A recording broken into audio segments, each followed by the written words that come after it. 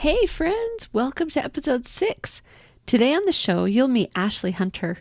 She is a life coach who specializes in helping women whose spouses have betrayed them with pornography or some sort of sex addiction. On this episode, Ashley shares about her ex-husband and his pornography addiction. She has overcome and is now helping others who are going through the same thing she did. As you will hear, Ashley has some incredible advice for all women. Enjoy the show. Hi, and welcome. Do you ever feel busy, depressed, or overwhelmed? Then you have come to the right place. On this podcast, you will hear stories from all kinds of mamas that will uplift and inspire you, and to help you embrace your crazy life. After all, it takes a village to raise someone like me. Welcome to our village, the Mamas Live in Happy Tribe. Hi, mamas. I'm so excited you're here today, and I am so excited for you to hear from our guest today. This is my dear friend, Ashley. How are you doing, Ashley? I'm doing pretty well. Thanks so much for having me. Oh, I'm so excited you're here. So I'm going to turn the time over to Ashley. She has an incredible story that all of you mamas out there are just going to love, and you're going to love Ashley by the end because as much as I love her. Oh, goodness. No, that's pressure right there. So, my name is Ashley. I am a divorced single mom of 2 kids, a terrible 2-year-old who just destroys the house faster than I can keep up with. Yep. And this incredible 8-year-old. Yeah, right. So my 8-year-old is very detail oriented and everything has to be in its place. And my 2-year-old is exactly opposite. And it's kind of a headache.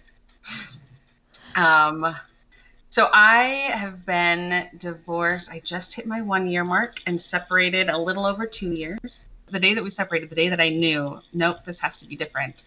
I remember just taking a minute and going, okay, God, if this is my path, this is where I'm supposed to be doing, then I need these things. I need to be able to support my kids, and I need to have a place for them to live, and I need all of this. And if this is the path you want me on, I'll do it, but I can't do it alone, and I'm going to need these things. And so since that time, I feel like I don't even I don't even make purposeful decisions so much as I go, oh, okay, this is where we're going now. All right. And my life has kind of become this really beautiful opportunity. I run support groups for other women going through divorces that are caused by husbands with addiction. And I'm able to just kind of be in this same world that I've always been in, but in such a beautiful way. It's just, I don't know how to explain it. That's just what my whole life is this world of overcoming these hard divorces and turning into this thriving life. I totally love that. Do you want to expound more on your story? Can I talk about what it felt like to be married to an addict? Yes, please do. I don't want it to be about his behavior, but I want it to be about how alone I felt dealing with his behavior. Perfect. So my husband and I met when I was in college, and we dated for 6 months and then got engaged, and we were married 3 months after that. And I want to say, everyone talks about how hard the first year of marriage is, and they'll talk about as soon as the honeymoon phase wears off, then life gets hard. Well, for me, the honeymoon ended while we were on the honeymoon. So from the get-go, it was really, really hard. And I wasn't sure why, and I wasn't sure what had switched, but suddenly things were hard. Things like rapid mood swings that I didn't know where they were coming from or what they were stemming from. We would have conversations, and I'd say, well, remember we talked about this, and he wouldn't remember even having that conversation, and he would completely deny that he had ever said anything. And sometimes there would be something that happened, and I was pretty sure it was because of something that he had done, but he would come back and tell me all the reasons why it was my fault, but not in such a way that I'd be stop attacking me in these just nuances ways. So in my culture, it teaches a lot about marriage and how it lasts forever, and you don't just get divorced and you any worthy young man and worthy young woman can make a marriage work if they're willing to try. It talks a lot about you can't change your spouse, you can only change yourself. And one that I often heard was, when you're dating, keep your eyes wide open, and when you're married, you keep them half shut and pick your battles. And so I went through this first year of marriage going, well, things are hard, but I can't change him. I can only change me. He's saying that it's me that's the problem. It's probably me that's the problem. And so I want to say by 3 months in, I had a whole wall full of quotes that were about patience and were about charity and were about kindness and just all of these tools to help me not be so nitpicky or not be so controlling or to not be so, all of these things that he was telling me that I was. And so I was trying really hard to work on me, because if it's my fault that he's acting like this, then the only way to stop that behavior is to not cause it anymore. Yeah. So my first year of marriage was just hard, and I hated every second of it. And I was just trying really hard to change me and focus on me. That continued until about year 3. And in year 3, it had escalated to the point where he no longer was interested in meeting my friends or doing things with friends. Had been physically abusive only once, and not like a big, I didn't have a bruise or anything, but that had occurred. We'd had a kid at this point, and his parenting was on and off. Sometimes he'd help, and sometimes he would get mad at me for asking for help. And it was just hard. And I remember reading an email from my aunt. She was talking about her husband who has bipolar disorder. And she was talking about how he's overwhelmed today, and so he needs to go take a minute. And I thought, you know what, maybe she understands. So I reached out to her, and she was amazing. And she just listened and asked me questions and encouraged me and helped me remember that his behavior never has anything to do with me, which is not something I had ever believed for my whole marriage. And so it took a really long time. I would email her and say, this just happened. And she would go, it's not your fault. It's never your fault. No matter what he tells you, no matter what you did, like, he's in charge of his emotions. You're not in charge of them. You could slap him in the face, and whether or not he gets angry is still his fault. Like, he decides. And so if you're behaving in a way that you are comfortable with, you're not doing anything you need to apologize for. None of this is your fault. And just that thought of, okay, none of this is my fault. I don't need to own any of it. I don't need to apologize if I haven't done something that's wrong. It's not my fault. That became my mantra. Anytime something would happen, it's not my fault. This isn't my fault. And as we progressed, he started getting really jealous of like my time with my family. So he no longer was making connections with our friends. And then pretty soon he didn't want me to make connections with them or family either. And so I was getting more and more isolated and more alone. Because of how addiction and narcissism are closely related. So with addiction, the brain changes shape. It changes what it looks like. It changes what's functioning. He was addicted to pornography. A pornography addiction affects the brain the exact same way that a heroin addiction does. These addictions change behaviors, and they make it to where the only thing that really matters is getting my next hit. And so whatever I have to do to get that hit. And then that shame kicks in where they go, oh, I'm doing something I probably shouldn't do, but it's their fault. It's not my fault. And that's how they get around the shame, is they begin to believe these things, largely speaking. So I was at this point where his behavior was irrational. I just didn't understand what was happening. And it's because the chemicals and the changes that happen in your brain turn off your prefrontal cortex. They turn it off so that you can't make logical decisions. That decision-making ability is gone. It's just gone. And so I was beginning to feel more and more isolated and more alone, and he didn't want me interacting with other people because of all sorts of things, because life was hard. And his goal was to present like everything was okay, because he couldn't let people know what was going on with him and where he was at. So life became a lot of, let's pretend like everything's all right. Let's present that everything's okay. It became largely a facade. And it's just impossible to bond with a facade because there's nothing real there. So I didn't have any real friends. I didn't have anyone who knew what was going on and how I was feeling. And then I didn't have any idea why I was feeling this way, other than I must be doing something wrong, because I can only control me and I feel terrible. And he's telling me all of the reasons why it is me. And so So what more can I do? One day, year 7, the truth about his addiction came out in a very public way. There was no way to deny it. There was no way for him to backtrack. I later learned that everything he'd been doing to me before was things called gaslighting, which is where I'm going to use the word abuse. That's kind of a trigger word sometimes for people, but where the abuser makes the other person feel like they're crazy and it's their fault and their truth isn't really there. And manipulation and crazy making is an actual term where they make you feel crazy. So I later learned that that's what was going on. And when this pornography addiction came out and it was so public and it was impossible for him to deny it, it was impossible for him to gaslight me or crazy making so that I would think that something else was going on. That's when I finally went, oh my gosh, this is what's been happening the entire time. That all of this behavior that I've been trying to convince myself isn't my fault, but really taking responsibility for it because I'm someone that will do what I feel like I need to do in order to make changes. That's when it all shifted into focus. It really isn't my fault. There really has been something going on. His brain really is different. It's never been the same since. Knowing that, I found a support group that I could go to where I found people that understood and they could tell me their stories and how they were feeling, and it mirrored mine perfectly. And I just knew I'm not alone. I'm not actually isolated. I'm not actually the only one feeling this way. I'm not alone, and I'm going to be okay.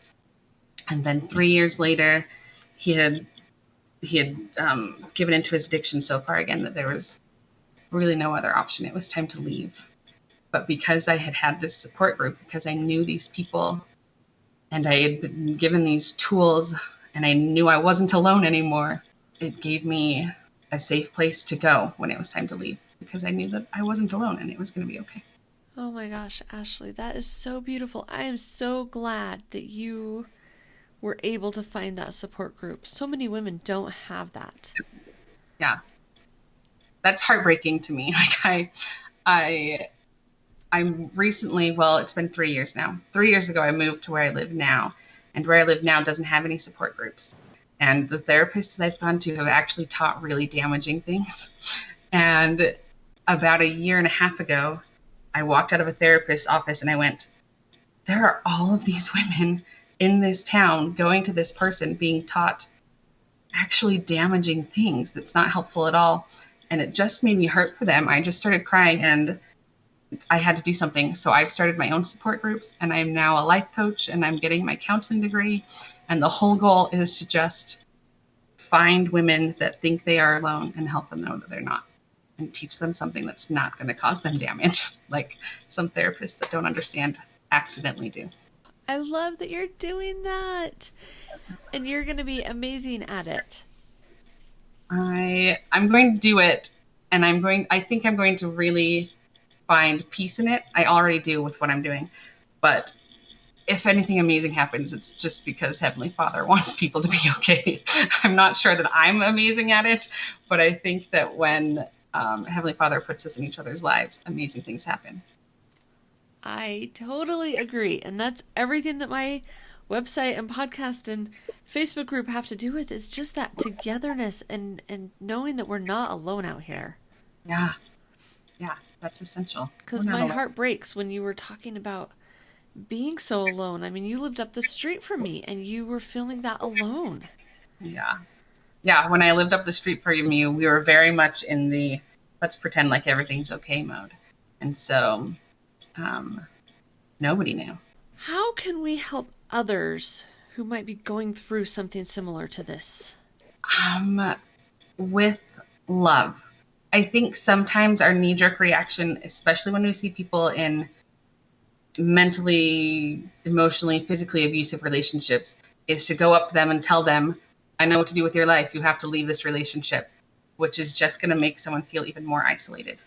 So I think the best way to help someone is to just love them. Like I think about my aunt, and what she would do is just hear my stories and ask questions. So I would tell her something and she would say, did you feel safe while that was happening? And I would either say yes or no. And if it was a no, that would lead to more questions. And if it was a yes, she would move on. But she would just ask questions. There was no judgment. There was no, let me tell you what to do with your life. Just letting me feel heard helped so much because I knew there was at least someone who would listen when I needed something. Do you have any advice that you would give to moms that you want to maybe uplift them or share with them or inspire them? What I've learned over the last few years is how vital it is for me to really understand that I am a daughter of God, that I am a woman in his kingdom. And this idea, like I've got my own children, and to think about how I parent them has really helped me to understand the nature of God and how he must feel about me. And it blows my mind that there's this higher power that has created everything that cares 2 cents about what I'm doing in my life. But I've realized that as I've accepted that and gone, no, like I'm never going to just send my child out to fail on purpose. Quite often, I allow my child to fail because I know that when she falls off of that thing, she's going to climb back up and she'll know what she's doing. And so when I think about Heavenly Father and how he must feel about us and how sometimes things fall, sometimes they don't work out, but it's not like he's gone far away. He's my dad and he cares about me more than I can care about my children. That for me, I have found empowering and peaceful that I have, that he's a Heavenly Father. He's not just some guy that accidentally created the universe. Like he knows me and he loves me and he's going to make sure that I'm okay. He does love you and he loves every single one of the mamas that are out there listening to this. And I am so grateful to know that he loves me. He helps me out. And I'm trying to do what you're doing, Ashley, and trying to understand what Heavenly Father wants of me every single moment of the day. I love that you do that. I feel like it relieves a lot of pressure when I remember that I'm not in control. It's hard. I like to get things done. But when I'm not in control and I just need to do what I'm told to do, I'm going to be happier. And I didn't have to figure out what that was. Okay, you take it. You just tell me. I will soak in the happiness and just do what I'm told. And I will do it to the best of my abilities. And you'll take it for what it is. Whether it's as good as I hoped or whether it's just my meager little widow's mite, I just love that he's right there. Okay, well, is there anything else that you want to share with the other mamas out there? I recently heard this. Your worth does not depend on other people's ability to see it. How I have adjusted that in my mind as my daughter was coloring her arm green this morning is my worth does not depend on my kid's ability to maintain something that's not chaotic. That my worth does not change just because it's chaos. It just means I'm in this weird season of life that's a little bit chaotic. Well, I think that's about it, unless there's anything else you have that you want to share. If you are dealing with betrayal trauma, which is just all of those feelings that come from a spouse whose behavior is not something that you signed up for and you're not sure what to do, I would love to help. I know what it feels like to be betrayed, and I know what it feels like to not feel like there's anyone who understands. So you can find me, my life coaching. You can find me there. Oh my goodness. You can find my life coaching at chooserecoveryservices.com, or there's this incredible support group company called healingwithworth.org. And they specialize specifically in helping women whose spouses have betrayed them with some sort of pornography, sex type of addiction. So go there. Know that you aren't alone. Well, thank you so much, Ashley. I really appreciate you being on here and sharing your amazing story with all of my listeners. Thanks for having me. I feel honored that you would bring me on here, and I hope that there was at least one person who knows that they aren't alone. Hey, mamas, thanks so much for listening in today.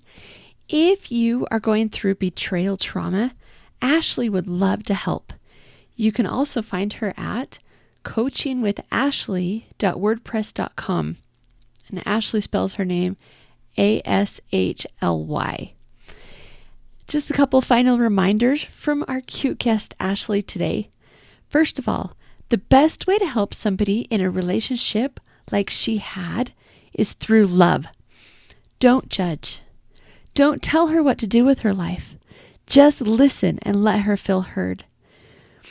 Because, as Ashley said, when Heavenly Father puts us in each other's lives, amazing things can happen. Second, you are a daughter of God. He knows each one of us and loves us. Yes, you. He cares about what happens in your life. Even if you're going through a tough time, He really isn't very far away. Third, your worth does not depend on other people's ability to see it. I am so grateful that Ashley was here today and that she could share these stories with us. Maybe someone came to mind during this episode.